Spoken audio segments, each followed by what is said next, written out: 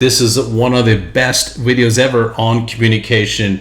You know, if you're in sales or if you're an entrepreneur and if you're dealing with clients that you're asking them to move forward with your idea or your product, whatever the case may be, you know, there's three major objections that most people encounter. And I'm going to go over this with you here on what I found, and I'll give you some of my couple of ins and outs of how to overcome these objections. So the first one, let's talk about it. There's three major ones. I want to think about it. You know, people give you that after you've demonstrated your product and everything, your presentation. Second one is, I want to wait a few months, or I like to wait. Number three is, can you send me more information? So I'm going to break these down with you.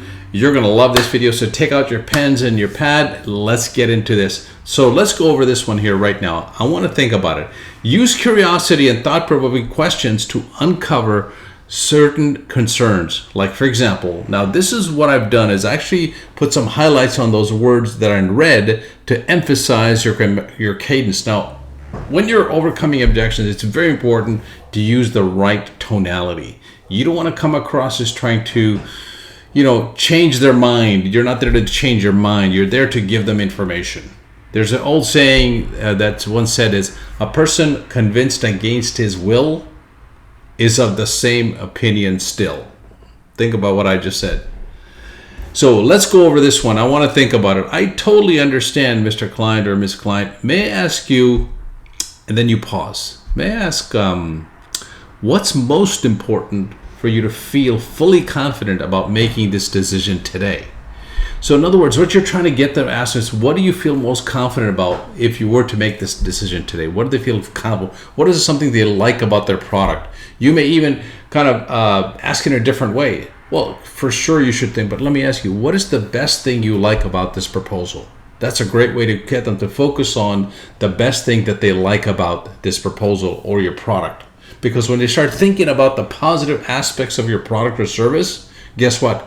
Their defenses are going down because they want something that they like about you or your product or your service. Because once they latch onto that, the objection starts to diminish. Here's another way. Pause and listen, by the way. Second one is, if you saw, Miss Client, how this could immediately benefit and go back to what they told you.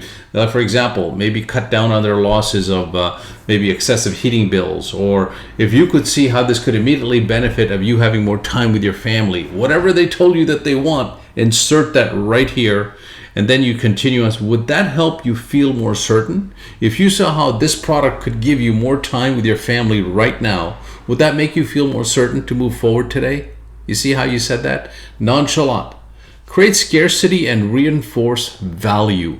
When you reinforce value on what they want, you build trust and you get them closer to saying yes.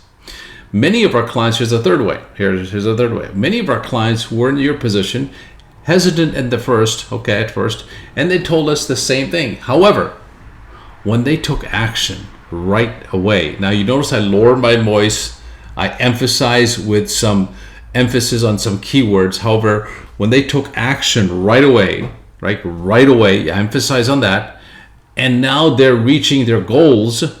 They can visualize them reaching their goals, and they never thought possible. That was amazing, right? What's holding you back from experiencing those similar results today? You notice the word today, right away, took action, reaching goals. All of these words I've highlighted in red should be coming across with a little bit more what I call cadence, some emphasis on those words. Use voice inflection. Don't sound monotone. It's how you come across makes a big difference on the way you're handling these objections. Raise their emotional desire to act now. One of the ways that I will add my 2 cents on this is that you want to focus on what they said about your product that they liked and agreed upon. Here's another good one. Imagine Joe or John, whoever there's, or Mary, imagine 6 months from now looking back and feeling grateful that you didn't wait. Why? Because here's why. What would you miss out on if you kept postponing this decision? This is a very powerful question. You want to position them as if they've already achieved the goal and they're looking back saying, you know what? Yeah, I remember 6 months ago, I'm glad I moved forward because today now I'm making the results that I want, or having the results that I want. I'm going to show you down later on the cost of waiting as well. So we're going to get to that. That kind of ties into the I want to think about it as well. Let's go to this one. I want to wait a few months, whatever they say. Use curiosity and vision. And here's how you answer that one.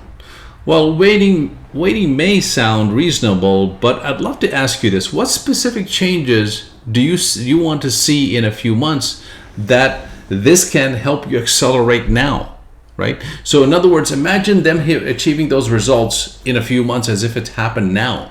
For example, imagine if they were to, let's say, lose 10 pounds. Instead of waiting 6 months for it, they're losing 10 pounds within, let's say, 2 weeks. You see, you pulled the time from the future to now, and they can see it more clear. Create a sense of urgency with social proof. You can use third party. This is awesome. Most of our successful clients started with us today because they realized that waiting only delays their success. Why would you want to push off success? So you want to focus on their success. What would it mean for your business or your life if you started now and gained those results sooner? So I would emphasize on these words, gained those results sooner. They want to visualize that. Ignite their desire by instantly transformation. Here's a good one. Imagine, Mr. Client, already making those progress in a few months, feeling proud and excited. Waiting might seem safe, but taking action now could give you a head start over everyone else. So think about it. When you're waiting and somebody else is leaving you behind, you feel like, geez, man, you feel regret. Because think about it. The pain of regret is bigger than the pain of discipline. So, Mr. Client, it may sound that right now you may be a little uncomfortable, but after you get into this and start moving forward, create that momentum, just like as if you were, let's say you buy brand new shoes and you put your feet in there. It's a little bit uncomfortable because it might be a little tight. You have to get your feet right into it. But after a while, you get used to it, and it's so wonderful to have a nice pair of shoes like that. That's an example I could use. Now, this next example I'm going to use is very powerful. This is for those people who want to use logic, but it also creates emotion.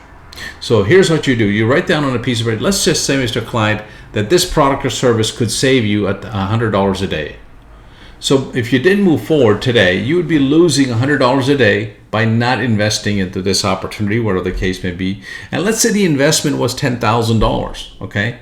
And even though your price point may be less than that, but you want to use a bigger amount to make this point very clear. Watch this. This is very powerful. What would the cost if not moving forward today look like? Well, here's a sample chart I'm going to give you. So I'm going to go down this list. So let's say it's $100 a day they're leaving on the table. If they were to wait 2 years of not moving forward, just bring the gravity of the situation. 2 years is a lot of money waiting. Look at this, 730 days. That's approximately 2 years. If it's $100 a day, 730 days times 100, it's $73,000 they have lost. And notice that I put the emphasis on thousands of dollars. That brings the gravity of the situation much higher. So look what happens here. $100 a day, that's 730 days, at $73,000 they're leaving on the tail. So if you lose $100 a day over 2 years at a time, this is what you're missing out on, $73,000 of profit. Well, let's say you don't even wait that long. Okay, and then here's what you got to do. Compare that to the investment. See, this is where the shift happens. When they can believe that they're leaving that kind of money on the table and the investment is only $10,000, they'll recoup that investment in only 100 days. Think about it. 100 times 100 days lost times 100 is $10,000. Look at this. You're going to show them right here on this chart. I would recommend you make a chart like this and show this to your client. You can adjust that depending on how much your product saves them money. So let's say month 1, you didn't move forward, you left $3,000 on the table, okay? You're still $10,000 in your bank. Month 2, well, this is February, right? Or whatever date, so 28 days. But you get the point. It's $6,000 roughly.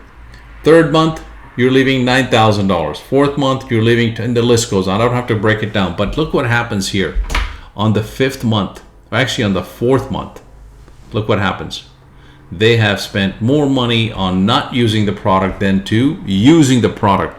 I repeat what I just said. What I just said was so powerful. You got to ingrain it. Mr. Client, not moving forward or being inaction meaning not taking action, over the next 100 days if this is true and you're only leaving $100 on the table, and you and I agreed, and remember, you want to use from a bigger number to a lower number. So your product might be saving them $200 a day, but just for argument's sake, so you don't want to sound you're trying to oversell your services, let's just say we only saved you $100 a day, not even $200 a day.